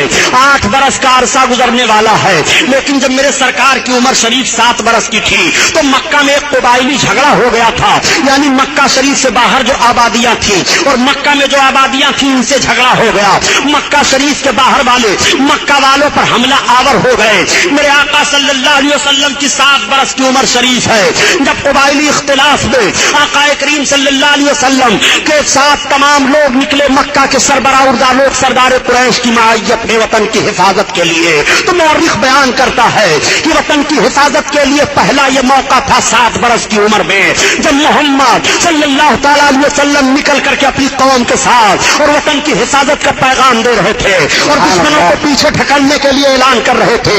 میں عرض کرنا چاہتا ہوں اے مسلمانوں، تم اس نبی کا کلمہ پڑھنے والے ہو جس نبی نے 7 برس کی عمر شریف میں وطن کی حفاظت کا پیغام دیا ہے اور وطن کی حفاظت کے لیے قوم کے ساتھ ساتھ آگے آگے رہے ہیں۔ میں عرض کرنا چاہتا ہوں اس نبی کے امتی کبھی بھی وطن کے غدار نہیں ہو سکتے ہیں۔ ہم وطن کے وفادار ہیں، ہم نے اپنے وطن کو اپنے خون سے سینچا ہے، ہم نے اپنے وطن کی حفاظت اپنے خون سے کی ہے۔ ہم نے ہر جگہ پر یہی اعلان کیا تھا، جب کارگل اور پاکستان کا معاملہ چل رہا تھا تو یہ اعلان کیا تھا کہ اگر کارگل کے بدماشوں نے ہمارے ہند کی زمین کو زبردستی ایک بالشتی بھر لے لی تو ہندوستان کا مسلمان اپنے سر پر کفن باندھ کر کے نکلے گا اور پاکستان کو 1 انچ بھی نہیں گھسنے دے گا، اس لیے کہ ہم اس رسول کے کلمہ پڑھنے والے ہیں۔ وطن کی حفاظت کا پیغام دیا ہے اور وطن کی حفاظت کرنا اور وطن سے محبت کرنا یہ بھی ہمارے لیے ضروری ہے، لازم ہے۔ محمد رسول اللہ صلی اللہ تعالیٰ علیہ وسلم کا یہ پیغام ہے، 7 برس کی عمر شریف میں وطن کی حفاظت کا پیغام نبی کونین صلی اللہ تعالیٰ علیہ وسلم نے دیا ہے۔ ہم اس رسول کے کلمہ پڑھنے والے ہیں۔ میرے سرکار کی عمر شریف 8 برس کی ہو جاتی ہے اور جب سرکار کی عمر شریف 8 برس برس کی ہوئی تو آپ کے دادا جان کے انتقال کا وقت ہو گیا. آپ کے دادا جان نے اپنے تمام بچوں کو بلایا. ابو لہب آ جا, حضرت عباس آ گئے, حضرت امیر حمزہ آ گئے, حضرت علی کے باپ ابو طالب آ گئے, یہ سب کے سب پہنچ گئے. حضرت عبد المطلب نے کہا دیکھو تم لوگوں کو معلوم ہے کہ میں کتنی محبت کرتا ہوں محمد سے. لوگوں نے کہا ہاں. کہا اب دیکھو میرے جانکنی کا وقت ہے, میں دنیا سے جانے والا ہوں, میں چند لمحے کے لیے اور دنیا میں ہوں. کون ہے جو اس میرے پوتے کی خدمت کرے گا؟ اتنے میں ابو لہب بول پڑا کہ میں ان کی خدمت کروں گا. حضرت عبد المطلب نے فرمایا نہیں میں تجھے نہیں دوں گا. تب تک حضرت حمزہ بول پڑے. آپ نے فرمایا نہیں ابھی تم چھوٹے ہو. تب تک حضرت عباس عرض کرنے لگے. آپ فرماتے ہیں نہیں تم کثیر العیال ہو. تب تک حضرت علی کے باپ ابو طالب بول پڑے اور کہنے لگے ابا ان کی خدمت میں کروں گا. حضرت عبد المطلب نے سرکار کے دست پاک کو لیا اور حضرت علی کے باپ ابو طالب کے ہاتھ میں دے دیا. کہا بیٹا ان کی خدمت کرتے رہنا, تمہیں معلوم ہے کہ مجھ کو ان سے کتنی محبت ہے. یہ کہتے ہوئے آپ کے دادا کی آنکھیں بند ہو گئی اور روح کب سے انسری سے پرواز کر گئی. دادا جان کا انتقال ہو گیا. 8 برس کی عمر شریف سرکار کی ہے. میرے آقا کی نگاہیں نبوت بھیگ جاتی ہیں, آنسو گرنے لگتے ہیں. سرکار بہت رو رہے ہیں, آنسو بہ رہے ہیں. دادا کا جنازہ تیار ہوا. اس وقت نماز جنازہ فرض نہیں تھی, نہیں پڑھی جا رہی تھی. لے جا کر کے دادا کے جنازے کو دفن کر دیا گیا. ساتھ ساتھ میرے آقا بھی تشریف لے جا رہے ہیں اور اپنے ہاتھ سے سرکار اپنے دادا کے قبر انور پر مٹی ڈال رہے ہیں. یہ کیسا وقت رہا ہوگا جب میرے سرکار 8 برس کی عمر میں اپنے دادا جان کی قبر پر مٹی ڈال رہے ہوں گے. میرے سرکار کے نبوت والے ہاتھوں کو ملاحظہ فرمائیے. سرکار دو عالم صلی اللہ تعالی علیہ وسلم کی خدمت اب آپ کے چچا حضرت علی کے باپ ابو طالب کر رہے ہیں. ابو طالب کو بھی سرکار سے بڑی محبت ہے. ہر موڑ پر سرکار کا وہ ساتھ دے رہے ہیں, ہر قدم پر سرکار کا ساتھ دے رہے ہیں. جب تک سرکار نہیں کھانا تناول فرما لیتے تب تک حضرت علی کے باپ بھی نہیں کھاتے تھے. ہر لمحہ ہر سیکنڈ آپ کی خدمت کا لحاظ کیا کرتے تھے. میرے آقا صلی اللہ تعالی علیہ وسلم کی عمر شریف آگے بڑھتی چلی جا رہی ہے اور سرکار کی امانت و دیانت بھی مکہ والے دیکھ رہے ہیں. دیکھنے کے بعد تعجب کرنے لگتے ہیں, کہنے لگتے ہیں کہ اتنا شریف اور اتنا اچھا بچہ ہم لوگوں نے آج تک نہیں دیکھا. ان کے چلنے کا انداز بھی نرالا ہے, بات چیت کرنے کا بھی عجیب طریقہ ہے. ان کی طرح سے کوئی بات نہیں کرتا ہے اور ان کی طرح سے کوئی بولتا نہیں ہے. پورے مکہ والے اپنے اپنے بچوں کو کہا کرتے تھے کہ تم ایسے اٹھا بیٹھا کرو اور اپنے باپ دادا کے ساتھ پیش آیا کرو جیسے محمد بن عبداللہ پیش آیا کرتے ہیں. اس طرح سے ان کی زبان پر جملے جاری ہوا کرتے تھے. انہیں کیا خبر ہے کہ قوم کے سارے بچوں کو انہی کے نقش قدم پر چلنے کے بعد زندگی کا طریقہ معلوم ہوگا. پوری قوم انہی کے نقش قدم پر چلے گی تو ان کو زندگی کا معراج حاصل ہو جائے گا. وہ اپنے مقصد و زندگی کو حاصل کر لیں گے. انہیں نہیں معلوم ہے آقا کونین صلی اللہ تعالی علیہ وسلم کی عمر شریف آگے بڑھتی چلی جا رہی ہے. بتایا جاتا ہے کہ میرے سرکار کی عمر پاک 12 برس کی ہو گئی تو ایک روز آپ نے چچا جان سے فرمایا اے چچا جان آپ کے اوپر اخراجات بہت ہیں, ذمہ داریاں بہت ہیں, اگر آپ اجازت دیں تو تجارت کرنے کے لیے میں بھی آپ کے ساتھ چلوں. حضرت علی کے باپ ابو طالب فرماتے ہیں کہ بیٹا میں آپ کو حکم نہیں دے سکتا لیکن چلنا چاہتے ہو تو ٹھیک ہے. چنانچہ تجارت کا سامان تیار ہوا اور سارے تاجر تیار ہوئے, میرے آقا بھی تیار ہو گئے. اب اس تجارتی قافلہ کے ساتھ میرے سرکار جا رہے ہیں. جب تجارتی قافلہ والوں کو پتا چلا کہ محمد بھی ہمارے ساتھ چل رہے ہیں تو پورا قافلہ بہت خوش تھا کہ آج بابرکت بچہ ہم لوگوں کے ساتھ چل رہا ہے, آج ان کے چلنے سے ہماری تجارت میں برکت ہوگی. چنانچہ تجارتی قافلہ روا دما چلا جا رہا ہے. جب شام ملک کے قریب تجارتی قافلہ پہنچا اور ایک جگہ اپنا پڑاؤ ڈالا تو وہاں ایک گرجا گھر تھا. گرجا گھر کے اندر سے ایک راہب نکلا اور نکلنے کے بعد اس نے پورے تجارتی قافلہ والوں کو دیکھا اور دیکھنے کے بعد پوچھا یہ بتاؤ اس تجارتی قافلہ کا سردار کون ہے؟ کسی نے ابو طالب کی طرف اشارہ کر دیا کہ یہ ہیں.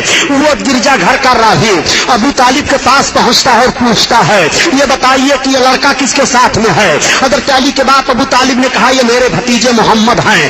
اس راہب نے نیچے سے اوپر دیکھا اور پھر اوپر سے نیچے دیکھا اور کہا اے سردار قریش ابو طالب میں آپ سے عرض کرتا ہوں کہ آپ ان کو واپس لے کر کے واپس ہو جائیے, آپ آگے نہ بڑھیے. ان کے اندر نبی آخر الزماں ہونے کی تمام نشانیاں پائی جا رہی ہیں.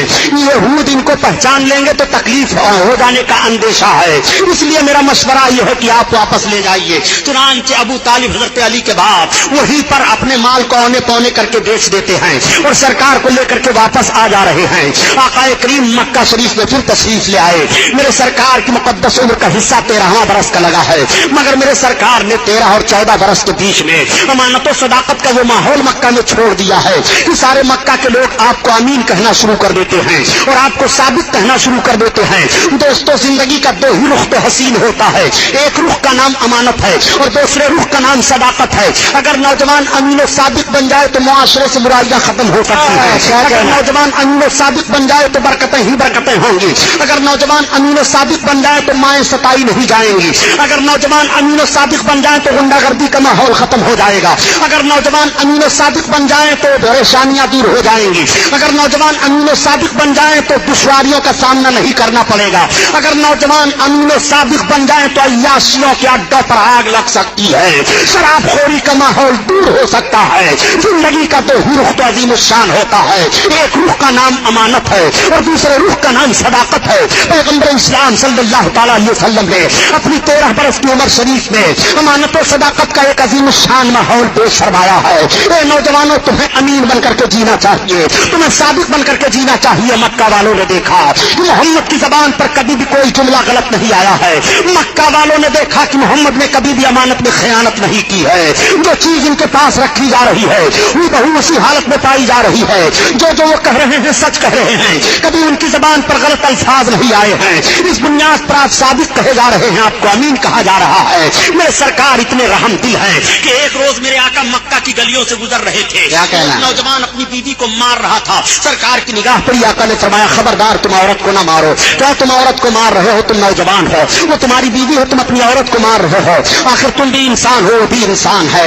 उस नौजवान ने कहा, अमीन साबित मोहम्मद आप आ गए तो मैंने छोड़ दिया इसको मारना, वरना सोचा था कि इसकी हड्डी पिछली तोड़ डालूंगा।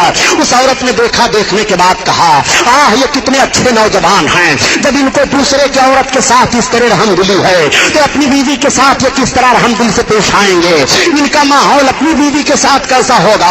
एक रोज मेरे सरकार तशरीफ ले जा रहे हैं, एक मालिक अपने गुलाम को मार रहा है। सरकार की निगाह पड़ी, आका ठहर गए, फरमाते हैं, खबरदार मालिक से गुलाम को मारो नहीं, तुम गुलाम को मार रहे हो, इंसान हो, ये भी इंसान है और इतना जुल्म कर रहे हो। उसने कहा, ए मोहम्मद, अगर आप ना आए होते तो आज मैंने सोचा था कि इसके जिस्म की चमड़ियां उधेड़ डालूंगा, मगर आप आ गए तो अब मैं नहीं मारूंगा। उस गुलाम ने एक आह ली और अर्ज किया, आसमान और जमीन के मालिक, ये कैसे अरब हैं जब इनका रहमो करम दूसरे के गुलाम के साथ ऐसा है तो अपने गुलाम के साथ ये कितना रहम करते होंगे।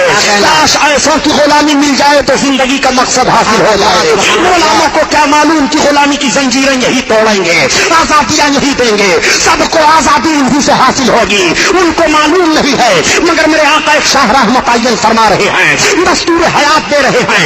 आका करीम सल्लल्लाहु ताला अलैहि वसल्लम चले जा रहे हैं। 15-14 बरस की उम्र शरीफ मेरे आका की है। पूरे मक्का में आपकी अमानत और सदाकत का शोहरा हो गया है। अमानत और सदाकत की एक बात और अर्ज करता चलो मुसलमानों, तुम नौजवान हो, अमीन बनकर जियो, तुम सादिक बनकर के जियो। जब मेरे सरकार ने ऐलान नबूवत फरमाया और तमाम लोग जमात दर जमात इस्लाम में आने लगे, हजरत खालिद बिन वलीद रज़ी अल्लाह ताला अन्हु बड़े अजीम सहाबी गुजरे हैं। जब ये दामने इस्लाम में आए और फौज के सिपह सालार मुंतखब हुए तो मुल्क रूम पर हजरत खालिद बिन वलीद ने एक मरतबा हमला किया था रूम के एक शहर पर। आपने जब उस शहर पर हमला किया तो उस शहर के सारे पादरी बाहर निकल आए और निकलने के बाद उन पादरियों ने इस्लामी लश्कर के एक नौजवान से कहा, ए लश्करी ये तो बताओ कि तुम्हारी फौज का सिपह सालार कौन है। किसी ने बता दिया, हमारी फौज का सिपह सालार वो है। हजरत खालिद बिन वलीद के पास पादरी जाता है और उसने कहा, आप इस्लामी फौज का सिपह सालार हो। हजरत खालिद बिन वलीद ने कहा, हाँ मैं भी इस्लामी फौज का खादिम हूँ, बताइए कहना क्या है। उन पादरियों ने कहा,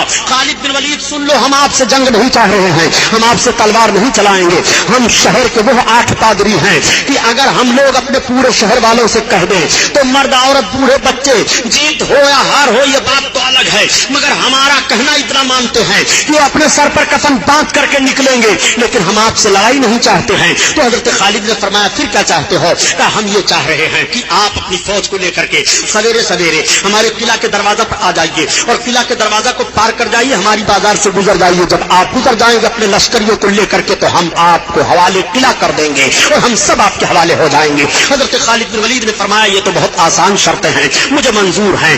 हवारियों ने और लश्करियों ने कहा کہ ایسا تو نہیں ہے کہ اس کے پیچھے کوئی جنگی داؤ پیچ ہو. حضرت خالد بن ولید فرماتے ہیں گھبراؤ نہیں, اللہ ہمارے ساتھ ہے. جب صبح کا سفیدہ پھیلا حضرت خالد بن ولید اپنے گھوڑے پر سوار ہوئے اور اپنے نوجوانوں کو حکم دیا, نوجوانوں میرے پیچھے پیچھے آؤ. قلعہ کے پاس گئے, دروازہ کھلا ہوا ہے, اپنے آپ کو دروازہ میں ڈال دیتے ہیں اور حضرت خالد بن ولید چلے جا رہے ہیں, پیچھے آپ کے تمام فوجی چلے جا رہے ہیں. جب آپ بازار میں پہنچے اور داہنی اور بائیں جانب دیکھتے ہیں تو آپ کی سمجھ میں بات آ گئی, آپ اپنی سواری سے نیچے اتر گئے اور اترنے کے بعد اپنے جوانوں کی طرف مخاطب ہو کر کے ارشاد فرماتے ہیں میری قوم کے بہادروں, میں سمجھ گیا کہ ان پادریوں نے یہ شرط کیوں لگائی تھی. آج تمہارے تقدس اور تمہاری پاکیزگی کا امتحان لیا جا رہا ہے. نوجوانوں سنو, انہوں نے اپنے بازار کو داہنی اور بائیں جانب حسین حسین لڑکیوں کو لا کر کے سجا دیا ہے. ان کا مقصد یہ ہے کہ جب نوجوان عرب گزریں گے ادھر سے اور ان کی نگاہیں اٹھیں گی تو ان کے ذہن و فکر میں ایک ایسا ماحول پیدا ہوگا, ایک ہیجانی کیفیت پیدا ہوگی کہ ان کا ذہن عیاشیوں کی طرف بھاگے گا اور ان کے قدم میں زلزلہ آ جائے گا, تلواریں ان کے ہاتھوں سے چھوٹ جائیں گی. میرے قوم کے بہادروں, آج تمہیں رسالت مآب صلی اللہ تعالیٰ علیہ وسلم کا کردار پیش کرنا ہے. میرے آقا نے ارشاد فرمایا ہے کہ جب چلو تو اپنی نگاہوں کو نیچی کر کے چلو, نبی کے فرمان پر عمل کرو, قرآن کے حکم پر عمل کرو. اب تم سب کے سب اپنی نگاہوں کو نیچی کر کے چلو, نہ کوئی داہنی طرف دیکھے نہ کوئی بائیں جانب دیکھے, میرے پیچھے پیچھے آؤ. ساری قوم گزرتی چلی جا رہی ہے, سارے نوجوان چلے جا رہے ہیں, نہ کوئی داہنی طرف دیکھ رہا ہے نہ کوئی بائیں جانب دیکھ رہا ہے, اور آواز آ رہی ہے نہ مڑ کر کے بے درد قاتل نے دیکھا تو اب رہے نینجا کیسے کیسے. سارے لشکری گزر جاتے ہیں اور سب گزر گئے تو وہ پادری حاضر ہوئے اور ان پادریوں نے کہا اے اسلامی لشکر کے سپہ سالار, ہم نے مان لیا کہ جب اسلامی نوجوانوں کے ذہن و فکر اور نگاہوں کے تقدس کا یہ حال ہے تو مذہب اسلام کے اور افراد کے پاکیزہ ماحول کا حال کیا ہوگا. اس لیے ہم نے مان لیا کہ اسلام پاک مذہب ہے اور اسلام ذہن و فکر کی طہارت دے رہا ہے, ہمیں بھی اسلام میں داخل کرو. پورے شہر کے لوگ کلمہ پڑھ کر کے اسلام میں داخل ہو جا رہے ہیں. میں عرض کرتا ہوں اے نوجوانوں, جب کل تمہاری نگاہوں کا تقدس سلامت رہا, جب کل تمہاری آنکھیں پاکیزہ تھی, کل جب تمہارے نظر و فکر میں اسلام کا شعور تھا تو مذہب اسلام بڑھتا چلا جا رہا تھا. آخر اسلام تیرے چاہنے والے نہ رہے اور جن کا تو چاند تھا افسوس وہ حالے نہ رہے. یہ تو تاریخ کا وہ واقعہ میں نے آپ کے سامنے رکھا تاکہ امانت و صداقت کی ایک جھلک آپ کے ذہن و فکر میں آئے اور آپ اس پر عمل کرتے ہوئے دکھائی دیں. میرے آقا صلی اللہ تعالیٰ علیہ وسلم کی عمر شریف 14 برس کی ہے اور 14-15 برس کے بیچ میں میرے سرکار امانت و صداقت کا لوہا مکہ میں منوا لیتے ہیں. عمر پاک میرے آقا کی بڑھتی جا رہی ہے, آگے میرے سرکار چلے جا رہے ہیں. جب آقا کریم صلی اللہ تعالیٰ علیہ وسلم کی عمر شریف 25 برس کی ہوئی, میرے آقا کی امانت و صداقت کا شہرہ پورے مکہ میں تھا. اس وقت مکہ میں ایک خاتون تھی جن کا نام حضرت خدیجۃ الکبریٰ ہے. حضرت خدیجہ دو اور شوہروں کی بیوہ تھی اور بہت مالدار خاتون تھی. ان کے پاس تجارت کا بہت مال تھا. حضرت خدیجہ نے چاہا کہ میں اپنے تجارت کے مال کو کسی دیانتدار تاجر کے حوالہ کر دوں تاکہ اس سے نفع میں بھی لوں اور وہ بھی نفع حاصل کرے. حضرت خدیجہ کی نگاہ جاتی ہے آقا کریم صلی اللہ تعالیٰ علیہ وسلم پر.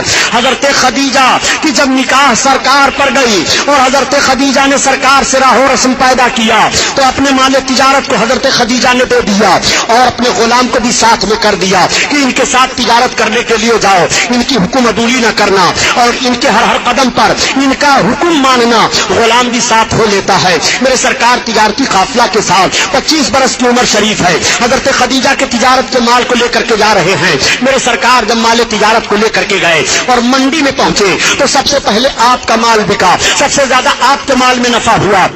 نبی کونین صلی اللہ تعالیٰ علیہ وسلم جب مال تجارت سے واپس ہونے لگے اور سارا تجارتی قافلہ واپس آ رہا ہے, مکہ والوں کو یہ اطلاع مل گئی کہ تجارتی قافلہ واپس آ رہا ہے تو جن عورتوں کے شوہر گئے ہوئے تھے وہ عورتیں اپنے مکان کے چھتوں پر چڑھ کر کے دیکھنے لگی, بچے اپنے باپوں کو دیکھنے لگے, بہنیں اپنے بھائیوں کو دیکھنے لگی. تو حضرت خدیجہ کہتی ہیں کہ جب یہ اطلاع ہم کو ملی کہ تجارتی قافلہ آ رہا ہے اور سارے لوگ اپنے اپنے لوگوں کو دیکھنے لگے, شاہراہوں پر کھڑے ہو گئے, تو حضرت خدیجہ کہتی ہیں کہ میں بھی اپنے مکان کے چھت پر چڑھی اور میں نے بھی سوچا کہ لاؤ میرے مال کو تجارت کے لیے محمد لے کر کے گئے تھے, وہ بھی آ رہے ہیں کہ نہیں دیکھوں. چنانچہ حضرت خدیجہ کہتی ہیں کہ جب میں اپنے مکان کے چھت سے دیکھنے لگی تو سب میں اونچے محمد دکھائی دے رہے تھے.